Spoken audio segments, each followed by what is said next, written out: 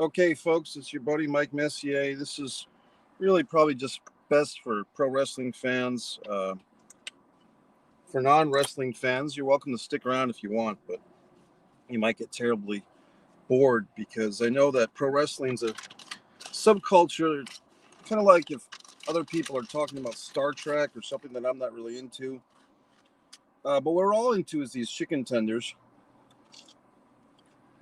except my vegan friends. And I know that it's such a controversial world these days. But let's talk about AEW All Out. It's funny, I'm going to draw an interesting analogy.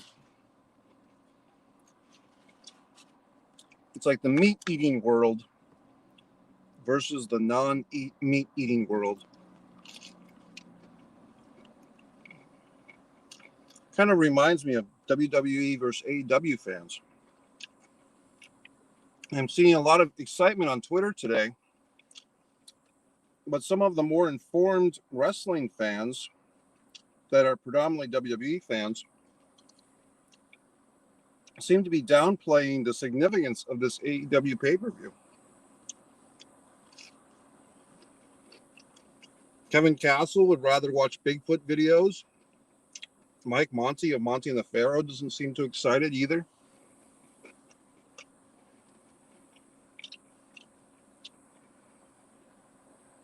I guess whatever it is that AEW has done or not done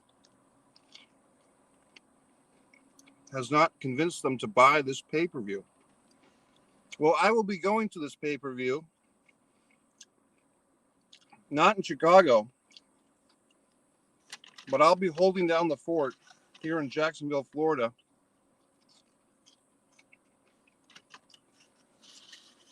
I'll be at a movie theater, AMC screen, where the big wrestling show will be on the big screen.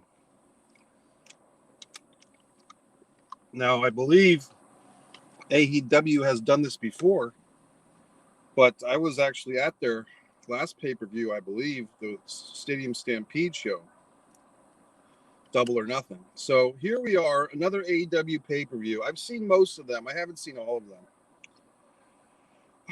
I guess the big $1 million question is this Punk Darby Allin match. Most people would assume that Punk's going to win. I think it would be a great swerve and very ballsy if they had Darby Allin win, and then they had to work Punk from behind. I mean, dramatically, the money is in Punk losing the match due to Sting's interference. I don't know if they'd be that progressive to even do that. We've got a gentleman named Bob. I think Bob's a new respondent.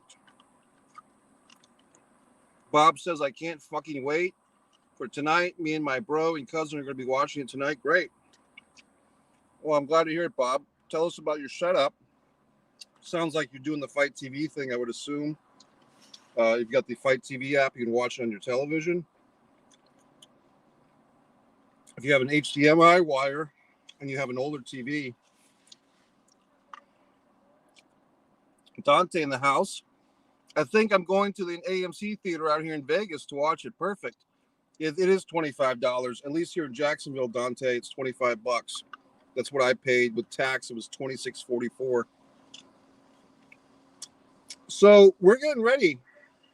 AEW Nation is getting excited. I would encourage those of you on the fence, the WWE fans who are loyalists, give this a shot. See what you think. I'm thinking back to the old days. Did the fans take sides in the WWE versus WCW era like they take sides now? Or is it different? I think it's a little different. I think back then, most fans that I knew, but we didn't have social media then, most fans I knew watched both. And you enjoyed the rivalry between the two companies. Well, hey, Bob, geez, I'm going to take that away. I don't want Bob to get in trouble there. But, gee whiz, Bob. Do you remember the the Black Box Cable Network used to have these black boxes that were like contraband back in the day, the 90s. And you can pick up pay-per-view events.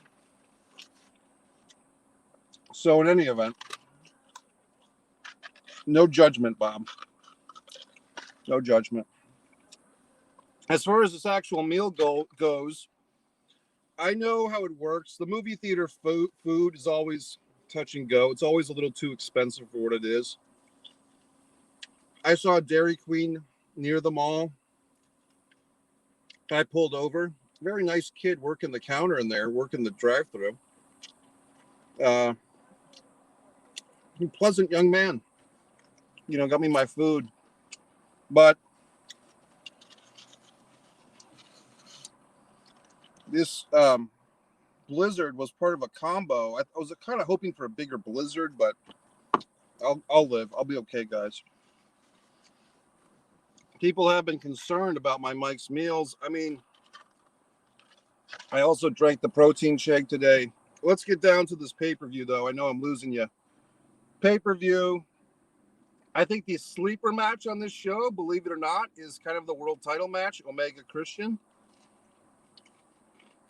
I think we as fans are sleeping on it. Somebody was saying this. It might have been Big Show or Paul White. That these guys have something to prove. It might have been Jim Ross. Whatever the outcome is going to be between Christian and Omega, I kind of assume Omega to win this one and retain his title. But some type of Shabazz finish. I'm having flashbacks to Flair and Tatsumi Fujinami. Dante's got a nice question. Good question. Good question, Dante. I was kind of leaning to Jericho losing initially. I'm going to pull that back. I think Jericho's going to win.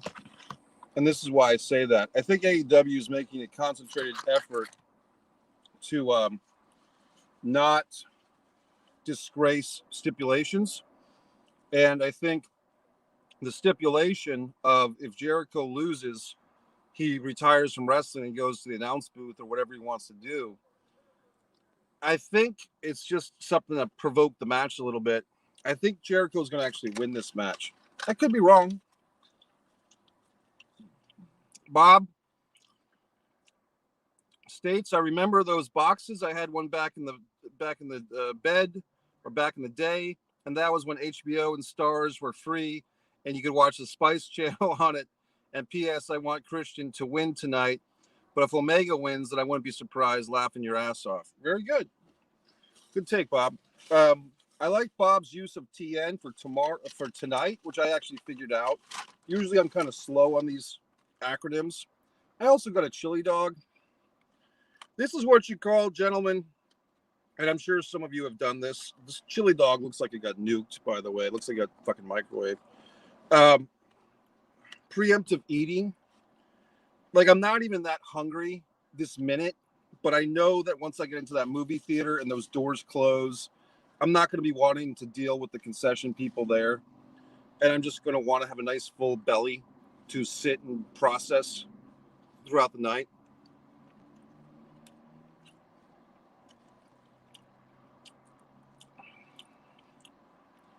Good chili dog. I mean, if you think about what goes into this thing, you probably wouldn't eat it, but fuck it. Here I am now. What else? Another match we're sleeping on, guys. Lucha Brothers and Young Bucks. I'm going for the title change. I'm picking the Lucha Brothers. I really liked Lucha Brothers a whole lot when AEW first got started. Pentagon Jr. especially. I got a Lucha Brothers shirt and a Pentagon shirt.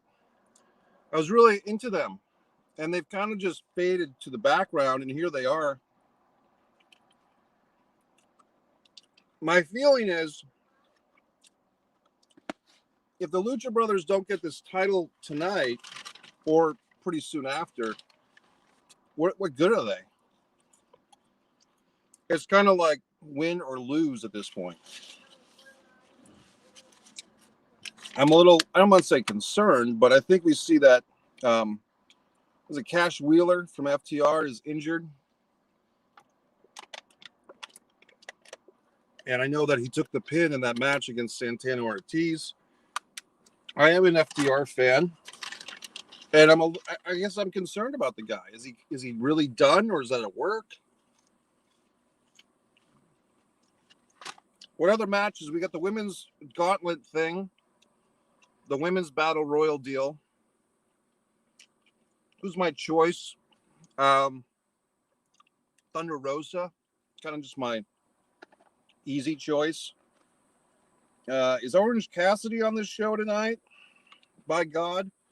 Well, his girlfriend is Chris Statlander in real life, and she'll be challenging Dr. Britt Baker. I think they got to keep it on Dr. Britt. Oh, my God. Wonderful. Thank you so much. Bob did a beautiful deal here. Bob, you're the man, bro. Thanks. Let's see. The big women's thing I'm pulling for Thunder. I'm predicting Thunder Rosa, which is actually on the pre-show. So Omega versus Cage. I'm taking Omega with some type of controversial end, but Omega leaves with the belt. I would say Omega gets the victory, but he leaves with the belt. But it's controversial. Paul White versus QT. I'm assuming that they're going to have Paul White go over. If they have him lose, then it's like, what the fuck? So I think Paul White's going to win. Lucha Brothers, I predicted over the Young Bucks. I think that's your tag team title change tonight. Your one and only title change. Punk versus Darby. I'm predicting Punk. I'd love to see Sting, like Punk gets the victory, and then Sting gives him that nice boom. That nice, John Hitchcock, pro wrestling historian from the Carolinas, has chimed in. I appreciate that. It's nice to see a non-WWE event, isn't it, John? I really think so. John Hitchcock, who I'm going to put up there in a second. And then MJF, I'm predicting Jericho. So 6 matches are announced. Maybe there might be more. Thanks, Bob. Folks, if you haven't watched my interview at Parts Unknown comic book store from about 2 years ago, John Hitchcock really gave you a history lesson. Great guy, author of his book. I always get dyslexia when I try to say it. I think it's Front Row Section D, Life as a Pro Wrestling Fan. John Hitchcock, you can find his book just about anywhere, Amazon, eBay, I'm sure. If you go to his comic book store. John Hitchcock's the only guy I know that supports his pro wrestling passion through his comic business, which I just think is great. This is the card for the show. Thanks, Bob. And like I said, I don't know if John would agree with me, but back in the day, the late 90s especially, when we had all this fighting and furiousness between WCW and WWE, I felt at least the fans that I knew supported both companies. But now it feels like more of a division amongst the fans themselves. Maybe that's just our social climate. I don't know what to say, but if anyone has any thoughts on that, I just think it's different. I think now fans actively root against promotions. I know I do. Like if the WWE does something stupid, I want them to pay for it. But on the same hand, I did go to the movie theater to watch SummerSlam, so I put $25 into their pocket then. What can I tell you? I'm a man of mystery. Chili cheese dog is pretty good. I mean, look, no offense, but whenever you're eating at a place, you kind of know you're getting the frozen and fried routine. Like you're not going to get the healthiest samplings at a drive-through of Dairy Queen in the middle of Florida, in the middle of whatever the fuck, September. I don't know about you guys, but sometimes when you get to the end of a fucking Dairy Queen meal, don't you feel like the fucking goddamn dessert is like the payoff for suffering through the food? No, I did like the food this time. Don't get me wrong. But I feel like these goddamn things these blizzards are like the ultimate payoff for being a good little boy and eating my lunch.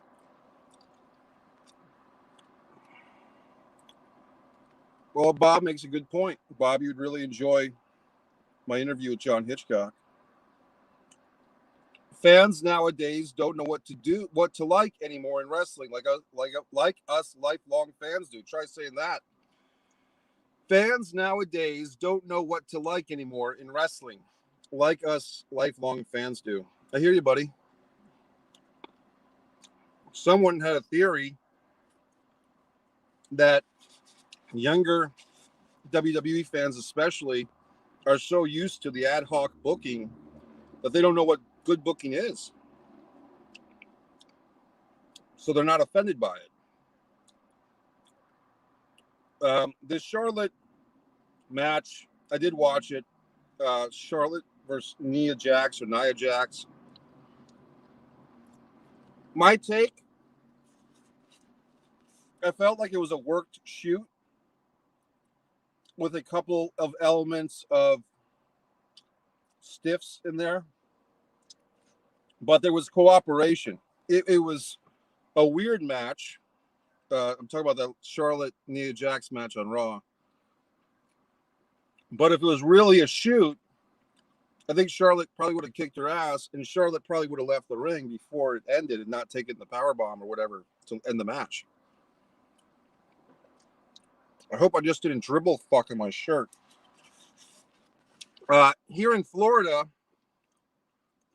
because of the heat, the various things I do, the activities, I've gotten the habit of like packing other clothes in my car in case I need to change midday, which is often because of the heat.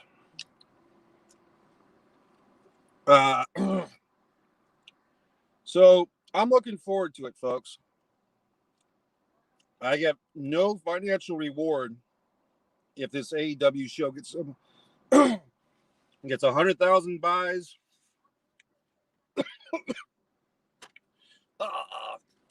Or 200,000 buys.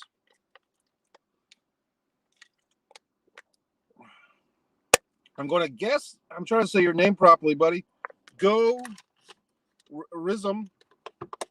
Please, I'm probably slaughtering your name. Go Rizm, your handle. Adam Cole. Okay, let's talk about this. Adam Cole tonight. I think that's a done deal. First of all, he's got his beautiful girlfriend, Britt Baker, there. If you were a wrestler, would you trust your beautiful girlfriend around these other wrestlers? I wouldn't. So he wants to monitor her. Dante's checking in. DB. Actually, we got to start calling him Bryan Danielson again.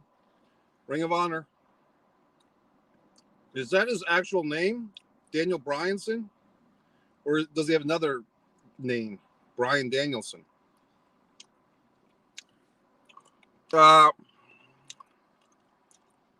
Some people are saying, there was a word earlier, Adam Cole, I think it was Wrestling World Inc. or something. Adam Cole, Bray Wyatt, and Bryan Danielson, all AEW confirmed.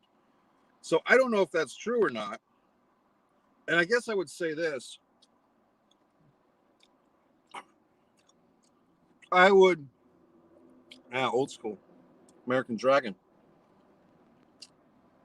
Dante says, I'll just call him American Dragon for now. Haha. I would space these debuts out, guys. If I were the booker, that's the favorite wrestling fan game. If I was the booker, I would space these debuts out. However, if they want to hot shot the territory, as they used to say, sure, bring out the former Iconics. I think they're called the Inspiration now. Bob, I did see that. I did see the clip of that. Jon Moxley winning the GCW Game Changer Wrestling title from Matt Cardona. Oddly enough, I mentioned that I have these. I might put this shirt on tonight because this will be nice and fresh. I think that's Cardona in this shirt, isn't it? So, in any fucking event. I would just, look, I don't know what Tony Khan is thinking because he's got these guys under contract, but do you think Tony Khan might want to buy these other territories? Like he sees himself as the reincarnate of Jim Crockett Jr. in '87. I know that if John Hitchcock's still here, he probably didn't want to hear me say that, but I don't know. If Tony Khan were to get the Impact Wrestling, especially library of videos, and that'd be a lot of videos. That'd be like 15 or 20 years worth, right?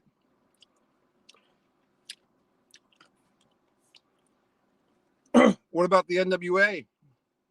I mean, Billy Corgan's had this thing for a couple of years.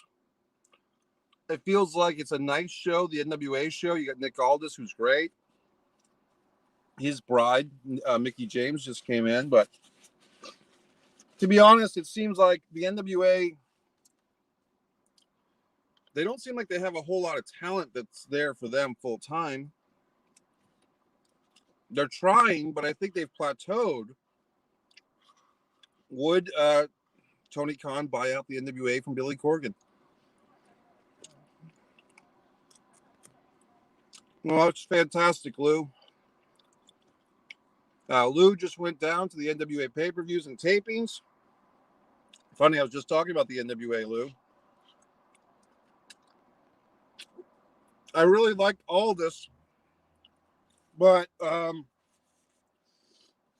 Lou, I'd be interested in your take on this Trevor Murdoch as a world champion. I'm not terribly opposed to it, but I'm not terribly sold on it either. I mean, could he have it for a couple of months and then lose it back? It's a feel-good story. Yeah, my little buddy Roman Vangelli. I don't know if that's Eddie Polanco chiming. I remember you, Eddie. How you doing, buddy? I'm in Jacksonville, Florida. I'll be going to this show tonight. Roman Vangelli actually has a little cameo in my Disregard the Vampire, a Mike Messier documentary. So I'm going to be loyal to the cause. I'm in Jacksonville. I'm going to the movie theater to watch AEW on the big screen. I checked the attendance earlier, and like even 6 or 7 hours ago, it was about 3/4 filled. Like a 40-seat theater, it seemed about 30 seats were filled. I'll let you know when I get there what it looks like. When I went to see SummerSlam at another theater, another AMC theater here in Jacksonville, I was the only one in the theater. And I had a better time because of it. I could take off my shoes. I was doing live streams. Very exciting. So I think we're going to have a good time tonight. There is a part of me, though, that's a little bit worried that, did you guys remember the first TNA show on Monday nights when they brought in Hogan and Flair and like RVD showed up? I want to say Jeff Hardy showed up too. And then I think a few weeks later, the Nasty Boys showed up. But if you remember that show, like the first TNA Impact to go head to head with Monday Night Raw, there was too many surprises. And I fear that tonight, AEW may make that same mistake. If they throw all the surprises at us at once and then figure it out later, I don't know if that's what I would do. In fact, I wouldn't do that. I think you can give us half the surprises tonight. Of course, if we're calling the shots of these surprises, they're not exactly surprises, right? But I just feel that the debuts, let's call them, the debuts of some of these people. Other folks have made a great point on Twitter. If you're one of the AEW originals and you start seeing all these WWE people coming in, do you feel like you are being pushed down the roster? For instance, Kip Sabian, I believe is his name. He had that Penelope Ford thing. He's been shot to hell. It was an angle built specifically to the location. It was a very old school match feel. It works for the NWA audience. he's talking about, Lou was talking about that Trevor Murdoch winning the title. I did watch a clip of it. I saw that. And it looked like the audience was into it. They really went crazy for that elbow from Aldis off the top rope to Murdoch through the table. If that had been a WWE audience, or even worse, an AEW audience for that spot, you probably wouldn't get that same reaction. Here's another thought. You know what? I hate to say it. I didn't see the whole NWA pay-per-view, Lou, but I didn't really like Flair's speech. It was too WWE apologetic in my book. I don't understand it. I think Rick these days, it's like, Rick, we don't give a fuck if you like Shawn Michaels and Triple H. You know what I mean? Tell us a Dusty Rhodes story. I'll be right back. Oh, my God. Oh, for Christ's sake. Oh, Jesus. Oh, my God. Okay, I'm fine. Well, gentlemen, and if there's any ladies watching, first of all, Lou, I want to thank you, buddy.